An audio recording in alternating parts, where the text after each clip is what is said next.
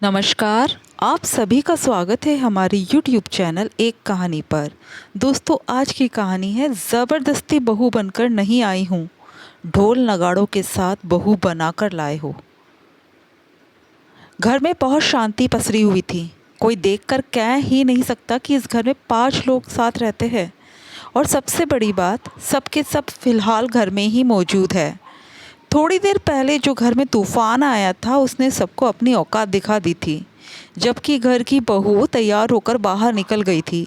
किसी ने भी उसे टोकने का साहस नहीं किया। चलिए पहले मिलते इस घर के सदस्यों से। इस घर का नाम है गरिमा सदन। घर की मालकिन गरिमा जी अपने 2 बेटे पवन और सुदीप और बेटी सुनीति के साथ इस घर में रहती है। सुदीप और सुनीति अभी पढ़ाई कर रहे हैं। ये एक मध्यम वर्गीय परिवार है जहाँ ज़रूरतें ज़्यादा है और कमाई का ज़रिया कम। अभी 7 महीने पहले ही पवन की शादी श्रीजा के साथ हुई है। श्रीजा भी मध्यम वर्गीय परिवार से आई हुई है। अभी पिछले 5 सालों से गरिमा जी अपने बेटे पवन के लिए लड़की देख रही थी, पर हर बार किसी न किसी लड़की में कोई ना कोई कमी उन्हें नज़र आ ही रही थी। कभी लड़की सुंदर नहीं होती तो कभी लड़की जॉब करने वाली नहीं होती। कभी कहती कि लड़की का भाई नहीं है तो कभी कहती कि लड़की का परिवार बहुत बड़ा है। उन्हें लड़कियों में हमेशा कमी नज़र आती थी।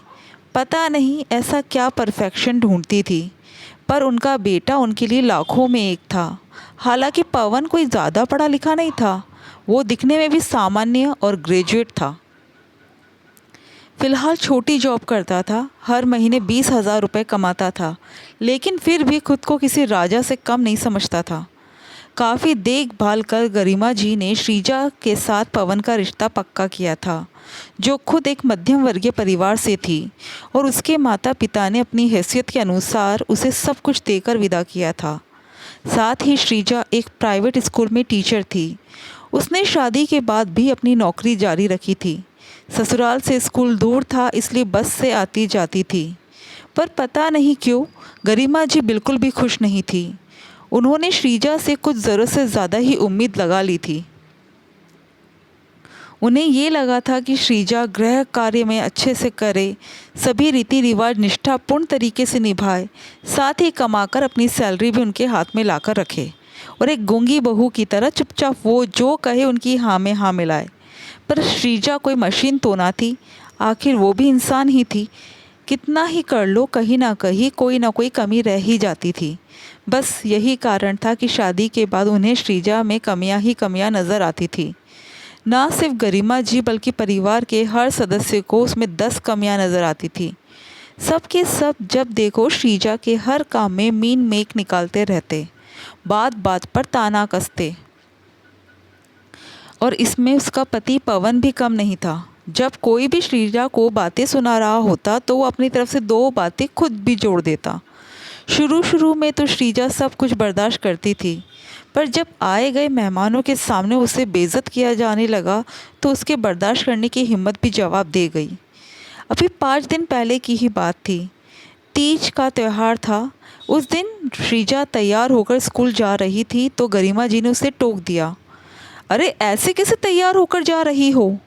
अरे आज तीज का त्यौहार है, कोई ढंग की साड़ी और गहने पहन और थोड़ा ढंग से तैयार हो। तुझे देख के लग ही नहीं रहा कि तू नई बहू है।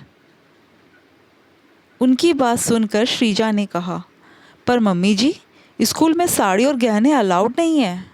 मैं जिस स्कूल में काम करती हूँ वहाँ पर स्टाफ की यूनिफॉर्म होती है, तो भला मैं ये सब कैसे पहनकर जा सकती हूँ? ये तो बिल्कुल अच्छा नहीं लगेगा। श्रीजा का इतना कहना हुआ कि पवन ने अपनी तरफ से बात जोड़ दी। अरे मम्मी, तुम्हारी बहू अगर ये सब पहन भी ले तो भी वो जैसी है वैसी ही लगेगी, कोई हूर की परी नहीं हो जाएगी। कम से कम तुम्हारे पास बहाना तो है कि इनके स्कूल में ये सब अलाउड नहीं है।